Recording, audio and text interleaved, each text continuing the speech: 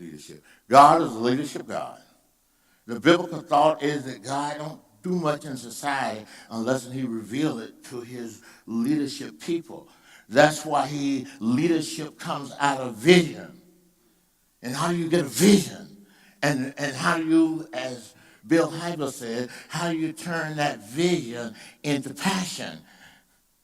And how do that vision and passion create some more discipline in us so we can have the character to carry out God's will? That's what the Bible is about. And so God is a leadership God in society.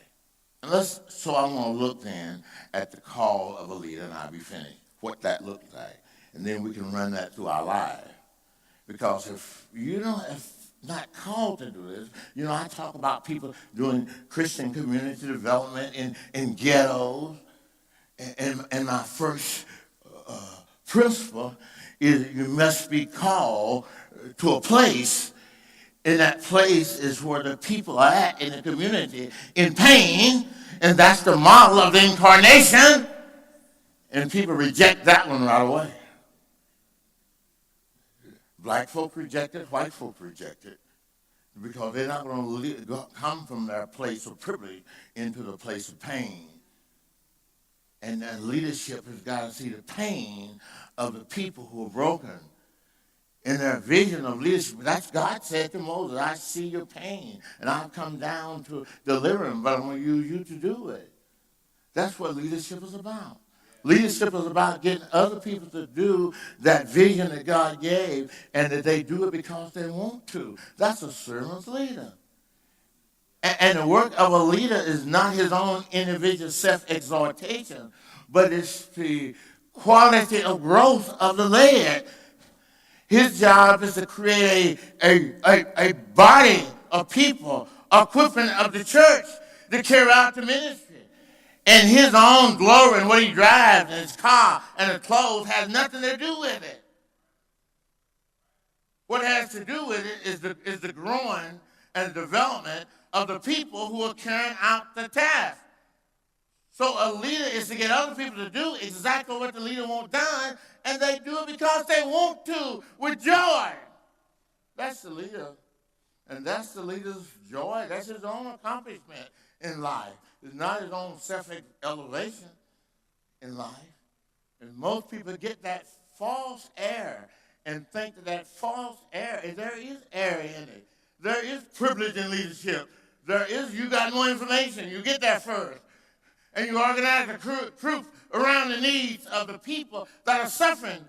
You affirm their dignity and release their creativity in solving their own problems. And we have the privilege of leadership to go there to do that. And we got the solution. The solution is the gospel. I'm not ashamed of this gospel. But we don't reduce our gospel. And we made it powerless because we have moved justice out of it. Justice was God's motivation for redemption. How can God be just and justify you and me? That's what it's all about. It's about his love and justice. And we can't reduce God down to our own calling, our own need. That's prosperity theology. That's making God too little, small, so I can put him in my pocket as a luck, good job charm. Or we could call it a Toby. And this God could help me to prosper, and because I prosper, you're going to prosper. That's a lie. That's a lie. God called us here to be his servants. And so what do we have? And let me quickly go through this. What then? My thought here is the call of Isaiah. He is a classic calling of the leader. You can find it. But there's a similarity in the Bible to all the biblical calls. If you read the Apostle Paul, Isaiah, Ezekiel, it's all similar. It starts with a vision. You get a vision of the Lord. Vision. And you then turn that vision into passion. And then you continue to communicate what was in that vision. Write the vision and make it plain so people can run as they read it, or read it and run in terms of obedience in society. That vision. So what did Isaiah see in that vision? That's what I'm reading here. Isaiah chapter 6. It says in the year that King Uzziah died. God usually comes and give vision when a nation or a people in pain. And our nation now has bogged down. We done made our own personal dogma and parties more important than the people. And so we can't make decisions for the health and well-being. We are the richest nation that ever been conceived in history, but there's 40 million of those we don't want to have health insurance. That's evil. And every other European nation, and we're the richest that ever been conceived, and now we're going to discuss that.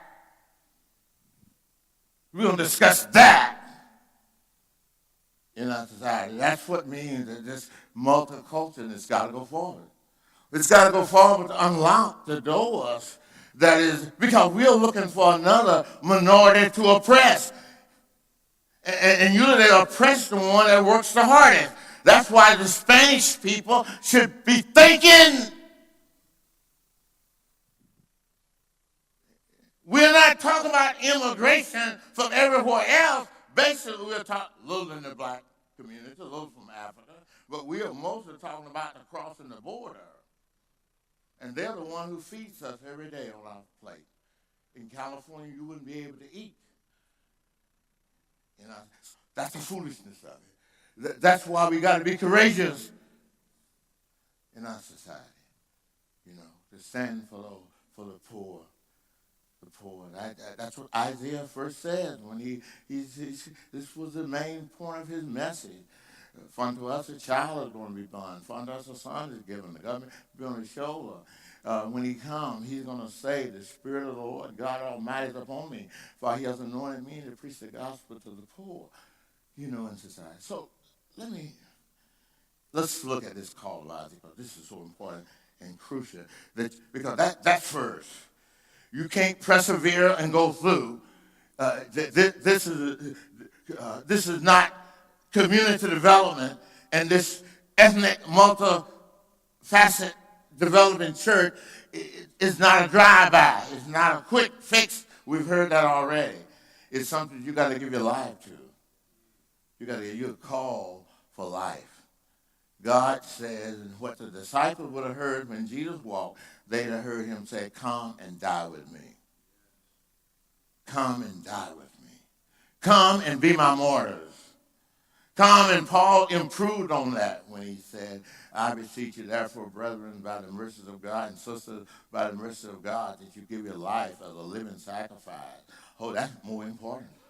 That's more important that you live for God, that you obey him, and that you're willing to enter into wherever the pain that he sent you to enter into, you are doing that. That's giving your life. That's giving your life.